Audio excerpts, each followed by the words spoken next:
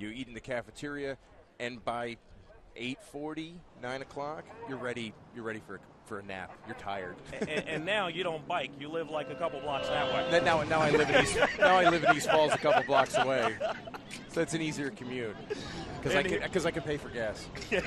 And here we are in the men's varsity lightweight 8 final. Top of your screen: Lane 6, Fordham; Lane 5, Mercyhurst; Lane 4, St. Joe's; Lane 3, Delaware; Lane 2, Purdue; and Lane 1, Michigan. Yeah, not that I have a favorite, but Mercyhurst is. We saw a lot of them winning last year, coached by Adrian Spracklin, who is the son of Mike Spracklin. Mike Spracklin was British coach, former American national team coach, current Canadian national team coach. So it's a family affair. You know, the love of the sport, and all family members participating. Mercyhurst, 42 strokes a minute. Delaware, Michigan, 49 strokes a minute. Wow, 49 strokes a minute off the starting line is wicked fast pace. That's typical for lightweights, you know.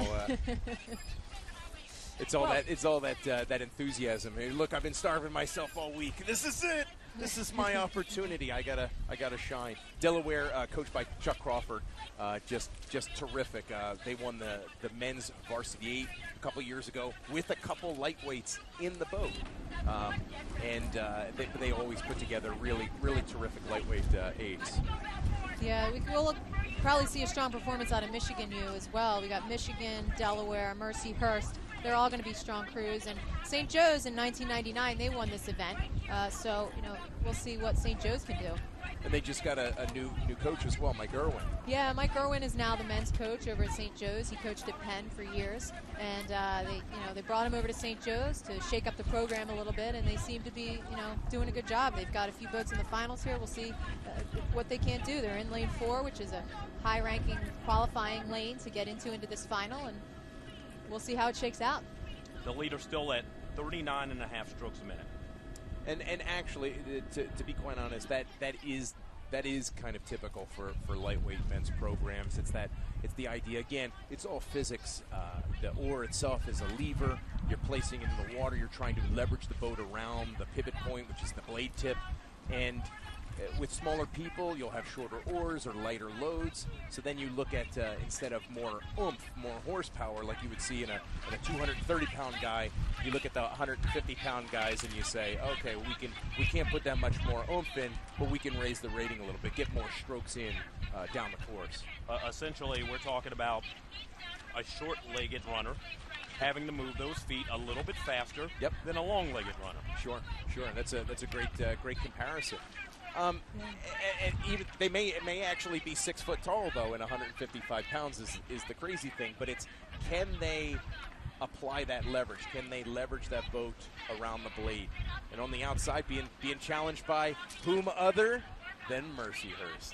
Yeah, it's a real race shaping up here between these two crews. They are neck and neck. I mean, they are dead even at this point in the race. Oh, and it's going to be a fight through this middle 500 here to see who's going to come out on top. And St. Joe's University, the meat in that sandwich, as the British would say, in between those two crews, the lane 5 Mercyhurst challenging Delaware, and in between St. Joe's. And St. Joe's wants to stay on par, so it's kind of good for them to be next to those big crews. They can get motivated. Hey, we're that close. These are the leaders, and we're in touching distance. After their sprint, Mercyhurst dropping down to 35 strokes a minute. Again, a Canadian coach may have the same technique as the Western Ontario crews, so the Canadian rowers, and being poised and having a longer stroke. We'll have to see. But the Delaware crew looking very sharp, and it looks like Mercyhurst on our left there, just about. The length of that deck is about 9 feet, 8-9 feet. So it looks like they're just about 8 or 9 feet behind the Mercyhurst crew. Yeah, they're looking to make a push. They're definitely pushing there to see if they can't shake this crew or get them to break. And it's always interesting. And when crews take 10s or 20s, and you're looking to break. It's also, you're doing it to move your boat up, but you're also doing it to break the mentality of the other crew. You're neck and neck. These crews are neck and neck. So Mercyhurst has put in a push, and they're going to see how the other crew responds. And it looks like they're holding on to that lead. So either Delaware is going to, they're either waiting to make a push back, maybe they've got something in their back pocket for later, or maybe they haven't noticed. But it's interesting how that dynamic plays out as these races come down. Look at the difference in the stroke rate. Hardly anything. Yeah, hardly anything. And St. Joe's, as I said before, in between those two crews,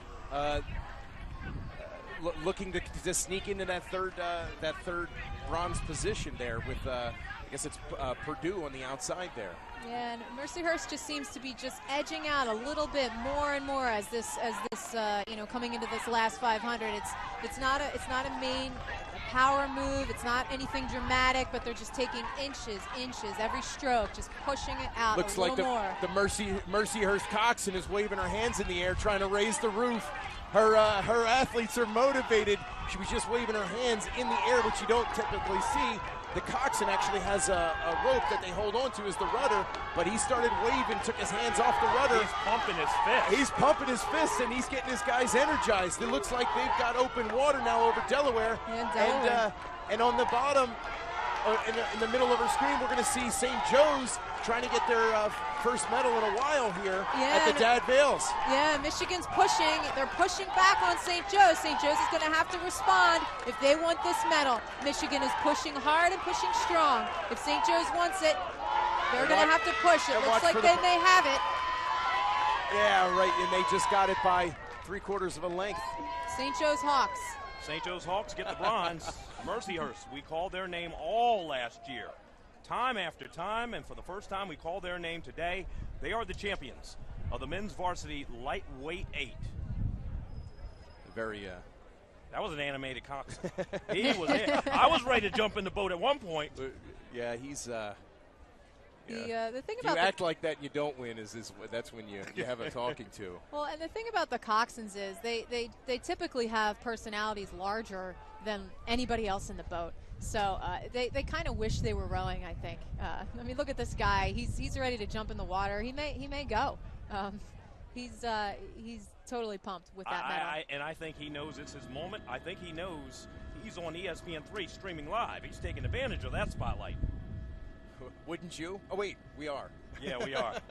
Live as you're looking at Chopper 6 above the 2012 Aberdeen Dad Vail Regatta. Mercyhurst winning the men's varsity lightweight 8 final. What a day we have. And we have to give a shout out to the workers at Aberdeen Asset Management. They've put in so much work to make this course so perfect. They've been doing 20-hour days. They started on Wednesday. They have a 2-day breakdown. That's how much work they put into this thing. We put more work in just a few.